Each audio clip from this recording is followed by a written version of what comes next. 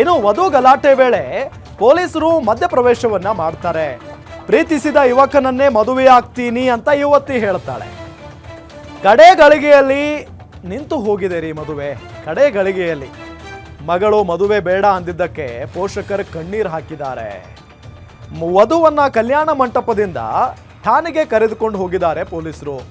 ವಧು ಗಲಾಟೆ ವೇಳೆ ಪೊಲೀಸರು ಮಧ್ಯಪ್ರವೇಶ ಮಾಡ್ತಾರೆ. ಅಂದರೆ ಸಹಜವಾಗಿ ಪಾಪ ಮದುವೆ ಬೇಡ ಅಂತ ಹೇಳಿ ಇನ್ನೇನು ತಾಳಿ ಕಟ್ಟೋ ಹೊತ್ತಲ್ಲಿ ವಧು ಹಸೆಮಣೆಯಿಂದ ಎದ್ದು ಹೋಗ್ಬಿಡ್ತಾಳೆ ಅಂತ ಅಂದಾಗ ಅಲ್ಲೋಲ ಕಲ್ಲೋಲನೆ ಆಗೋಗ್ಬಿಡುತ್ತೆ. ಆ ತಂದೆ ತಾಯಿಗಳಿಗೆ ಏನಂದ್ರೆ ಏನೂ ಗೊತ್ತಾಗಲ್ಲ ಆ ಕ್ಷಣಕ್ಕೆ. ಅವ್ರಿಗೆ ಏನಪ್ಪ ಇದು ಹಿಂಗಾಗೋಗ್ಬಿಡ್ತಲ್ಲ, ಎಲ್ಲ ಸಂಬಂಧಿಕರು ಬಂದಿದ್ದಾರೆ, ಎಲ್ಲ ಜನ ಬಂದಿದ್ದಾರೆ, ನೂರಾರು ಜನ ಇದ್ದಾರೆ, ಇವರೆಲ್ಲರ ನಡುವೆ ಮರ್ಯಾದೆ ಹೋಗುವಂಥ ಕೆಲಸ ಆಗೋಗ್ಬಿಡ್ತಲ್ಲ, ನಮ್ಮ ಮಗಳು ಮದುವೆನೇ ಬೇಡ ಅಂತ ಇದ್ದಾಳಲ್ಲ ಅನ್ನೋ ನಿಟ್ಟಿನಲ್ಲಿ ಅವ್ರಿಗೂ ಕೂಡ ಭಾಳ ನೋವಾಗುತ್ತೆ, ಹರ್ಟ್ ಆಗುತ್ತೆ. ಹಾಗಾಗಿ ಕಣ್ಣೀರಿಡ್ತಾ ಇದ್ರಂತೆ.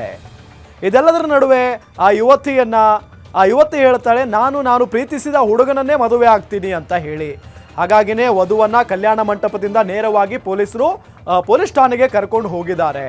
ಅಲ್ಲೆಲ್ಲ ಈಗ ಮಾತುಕತೆ ನಡೀತಾ ಇದೆ ಅನ್ನೋದು ಗೊತ್ತಾಗ್ತಾ ಇರುವಂತ ವಿಚಾರ. ನೋಡಿ, ಪ್ರೀತಿಸಿದ ಯುವಕನನ್ನೇ ನಾನು ಮದುವೆ ಆಗ್ತೀನಿ, ಈಗ ಮನೆಯಲ್ಲಿ ನೋಡಿರೋ ವರನನ್ನ ನಾನು ಯಾವುದೇ ಕಾರಣಕ್ಕೂ ಮದುವೆ ಆಗೋದಿಲ್ಲ ಅಂತ ಹೇಳಿ ಬಹಳ ಸ್ಪಷ್ಟವಾಗಿ ಕಡ್ಡಿ ತುಂಡಾಗುವಂಗೆ ಹೇಳ್ಬಿಟ್ಟಿದ್ದಾಳೆ ಆ ಯುವತಿ.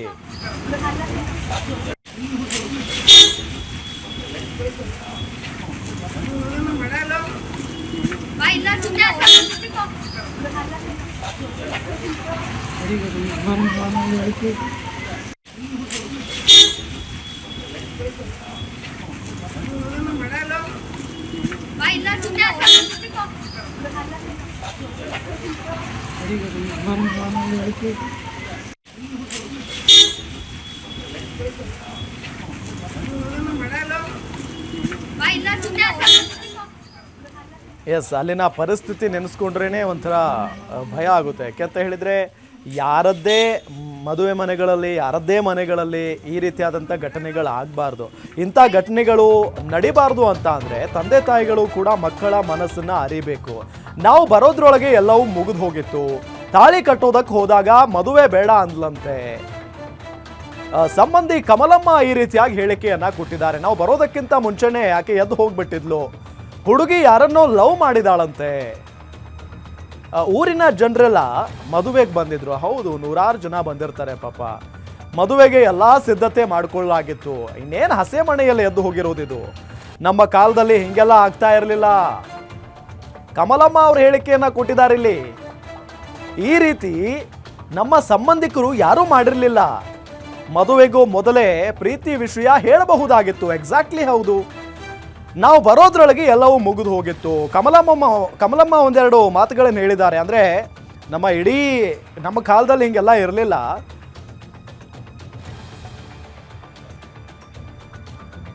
ಜೊತೆಗೆ ಮದುವೆಗೂ ಮುಂಚೆನೆ ಅಂದರೆ ಆ ವರನನ್ನ ನೋಡಿದಂಥ ಸಂದರ್ಭದಲ್ಲಿನೇ ಪ್ರೀತಿ ಮಾಡ್ತಾ ಇರುವಂಥ ವಿಚಾರವನ್ನ ಮನೆಯವರಿಗೆ ಹೇಳಬಹುದಾಗಿತ್ತು. ಈಕೆ ಹೇಳಿಲ್ಲ ಅನ್ನೋ ನಿಟ್ಟಿನಲ್ಲಿ ಕಮಲಮ್ಮ ಈ ಸಂದರ್ಭದಲ್ಲಿ ಹೇಳಿಕೆಯನ್ನ ಕೊಟ್ಟಿದ್ದಾರೆ. ಕಮಲಮ್ಮ ಯಾರು ಅಂತ ಅಂದರೆ ಆ ಯುವತಿಯ ಸಂಬಂಧಿ ಅನ್ನೋದು ಗೊತ್ತಾಗ್ತಾ ಇದೆ.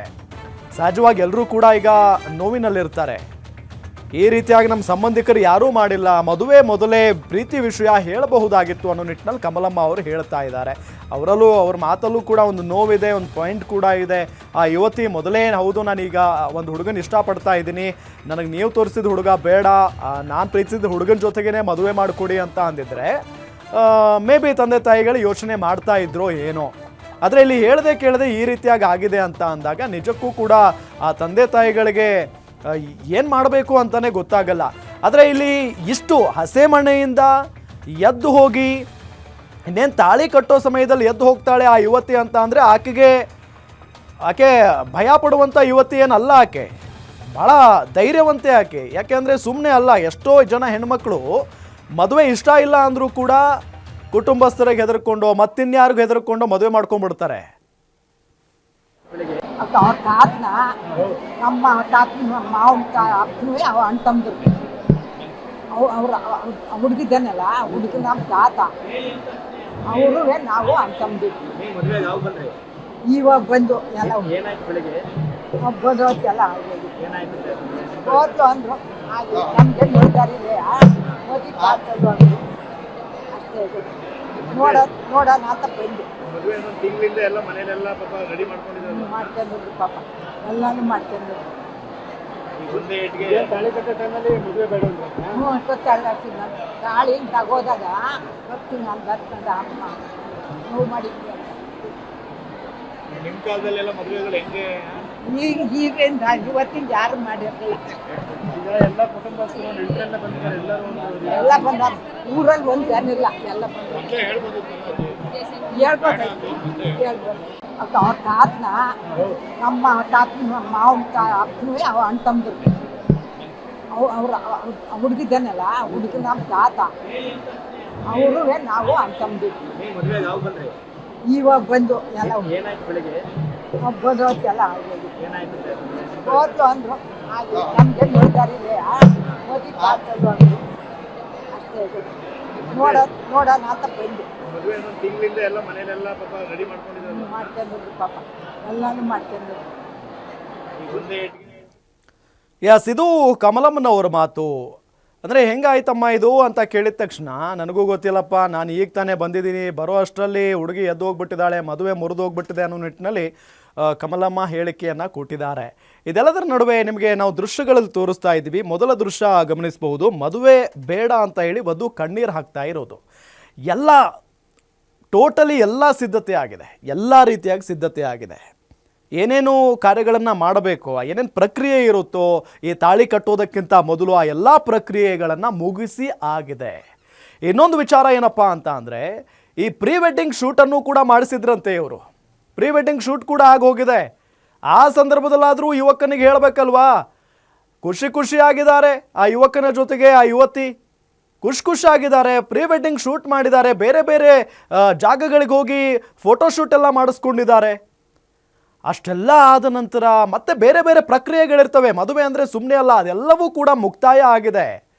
ನೋಡಿ, ಮದುವೆ ಅಂದರೆ ತಾಳಿ, ಇನ್ನೇನು ತಾಳಿ ಕಟ್ಟಬೇಕು ಆ ದೃಶ್ಯ ನಿಮಗೆ ತೋರಿಸ್ತಾ ಇದ್ದೀವಿ. ಆ ಹುಡುಗಿ ಮುಖ ಬ್ಲರ್ ಮಾಡಿದ್ದೀವಿ ಅಷ್ಟೇ, ಅದನ್ನೆಲ್ಲ ತೋರ್ಸೋಕ್ಕಾಗಲ್ಲ. ಹಾಗಾಗಿ ಆ ಯುವಕ ಕೈಯಲ್ಲಿ ತಾಳಿ ಹಿಡ್ಕೊಂಡಿದ್ದಾರೆ, ವರ ಕೈಯಲ್ಲಿ ತಾಳಿ ಹಿಡ್ಕೊಂಡಿದ್ದಾರೆ. ಕಟ್ಟಬೇಕು ಅನ್ನುವಷ್ಟರಲ್ಲಿ ಆಕೆ ತಲೆ ಅಲ್ಲಾಡ್ಸೋಕ್ಕೆ ಶುರು ಮಾಡ್ತಾರೆ. ಅಂದರೆ ನನಗೆ ಬೇಡ, ತಾಳಿ ಕಟ್ಟಬೇಡಿ, ನನಗಿಷ್ಟ ಇಲ್ಲ ಮದುವೆ, ಈ ರೀತಿಯಾಗೆಲ್ಲ ಹೇಳೋದಕ್ಕೆ ಶುರು ಮಾಡ್ತಾರೆ ಆ ವಧು. ಆಗ ಹುಡುಗನಿಗೆ ಏನು ಮಾಡಬೇಕು ಅಂತಲೇ ಗೊತ್ತಾಗಲ್ಲ ಪಾಪ, ಸುಮ್ಮನೆ ನಿಂತ್ಕೊಂಡ್ಬಿಡ್ತಾರೆ. ಅಲ್ಲೇ ಹಿಂದೆ ಅಕ್ಕಪಕ್ಕದಲ್ಲಿ ಎಲ್ಲ ಸಂಬಂಧಿಕರಿದ್ದಾರೆ, ಮೇ ಬಿ ಅವ್ರ ತಾಯಿ ಕೂಡ ಅಲ್ಲೇ ಇರಬಹುದು. ಅವರು ಬಂದು ಏನಾಯಿತು ಅಂತ ಕೇಳೋದಕ್ಕೆ ಶುರು ಮಾಡ್ತಾರೆ. ಒಟ್ಟಿನಲ್ಲಿ ಅವ್ರ ಸಂಬಂಧಿಕರು ಯಾರೋ, ಏನಾಯಿತು, ಯಾಕೆ ಹಿಂಗೆ ಮಾಡ್ತಾ ಇದೆಯಾ ಅಂತ ಕೇಳಿದಾಗ ಆಕೆ ನನಗೆ ವರ ಇಷ್ಟ ಇಲ್ಲ, ನನಗೆ ಮದುವೆನೇ ಬೇಡ ಅಂತ ಹೇಳಿ ಅಲ್ಲಿಂದ ರೂಮ್ ಕಡೆ ಹೊರಟು ಹೋಗ್ಬಿಡ್ತಾರೆ. ರೂಮ್ಗೆ ಒಳಗಡೆ ಹೋಗಿ ಡೋರ್ ಲಾಕ್ ಮಾಡಿಕೊಂಡು ಒಳಗಡೆ ಕೂತಿರ್ತಾರೆ. ಆಗ ಅವ್ರ ತಂದೆ ತಾಯಿಗಳು ಹೋಗಿ ಮನವೊಲಿಸೋದಕ್ಕೆ ಪ್ರಯತ್ನ ಪಡ್ತಾರೆ. ಡೋರ್ ಓಪನ್ ಮಾಡು, ಯಾಕೆ ಹಿಂಗೆ ಮಾಡ್ತಾ ಇದೆಯಾ, ಬಾ ಮದುವೆ ಆಗು, ಎಲ್ಲರೂ ಬಂದಿದ್ದಾರೆ, ಮರ್ಯಾದೆ ಹೋಗುತ್ತೆ, ಎಲ್ಲ ರೀತಿಯಾಗಿ ಹೇಳಿ ನೋಡ್ತಾರೆ. ಆದರೆ ಆ ಯುವತಿ ಮಾತ್ರ ಯಾವುದೇ ಕಾರಣಕ್ಕೂ ಒಪ್ಕೊಳ್ಳೋದಿಲ್ಲ. ನನಗೆ ಈ ವರಾನೂ ಬೇಡ, ಈ ಮದುವೆನೂ ಬೇಡ, ನನಗಿಷ್ಟನೇ ಇಲ್ಲ ಅಂತ ಹೇಳಿ.